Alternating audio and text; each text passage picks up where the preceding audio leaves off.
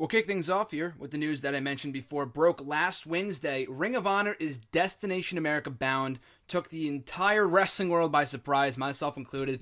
I was dancing, I was doing a jig. This is awesome news, and this is coming from someone, and as I've mentioned in past hashtag SGSM videos and right here on the show, Ring of Honor I was first exposed to, and I've known of Ring of Honor for a long time now, but I first started watching Ring of Honor on a regular basis last summer when I had more time. And I was kind of planning on doing it this summer too, if I was allotted to, if the time allotted me to.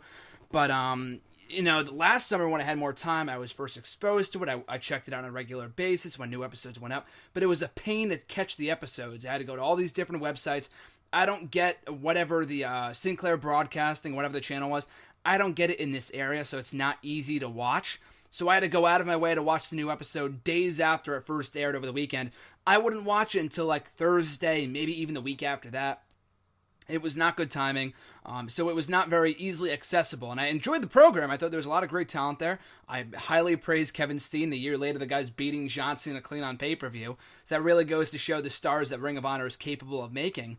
But there's so much great talent over there. Matt Taven, Jay Lethal, AJ Styles, Kaz Daniels. So many great guys on that roster, both TNA originals, former WWE guys, as well as ROH originals that I did not know of before, like a Kevin Steen, who I hadn't really been exposed to his work before watching Ring of Honor.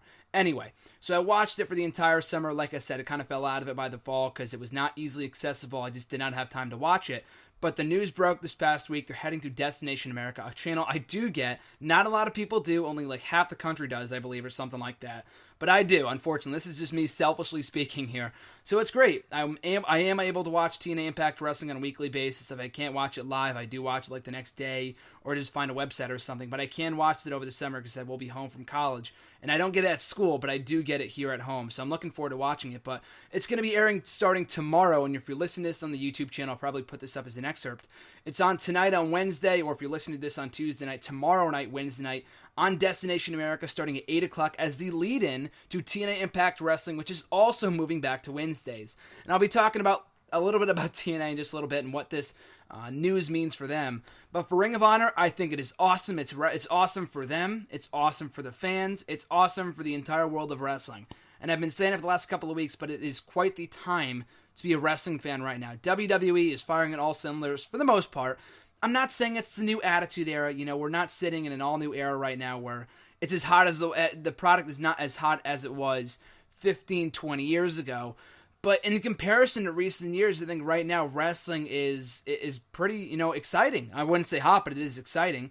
With everything going on in WWE, the rise of crop of talent in NXT right now, Lucha Underground, which may or may not be renewed for a second season, but I've talked about Lucha Underground in the past here on the show. I do not review it here on the show, but I do write reviews of it on nextairwrestling.net if you want to check that out, cheap plug. But that's an awesome program. If you're not already watching that, go out of your way to see it, TNA Impact Wrestling, while their financial side of things, the business side of things is poorly managed, and they're not doing very well right now in that aspect in terms of kind of being on the good side of publicity, I guess. Not all publicity is good publicity. I mean, whatever.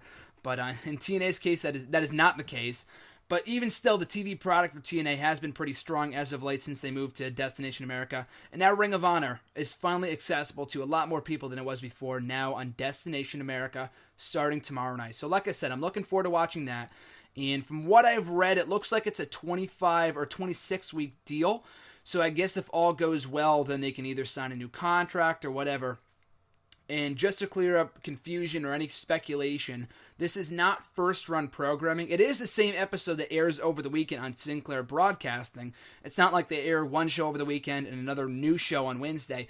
It's the same episode. They just kind of hand it off to them as syndicated programming, pretty much. So they just pay them a certain amount of money. I guess it's a lot cheaper than what they're paying TNA to be on their network and whatever.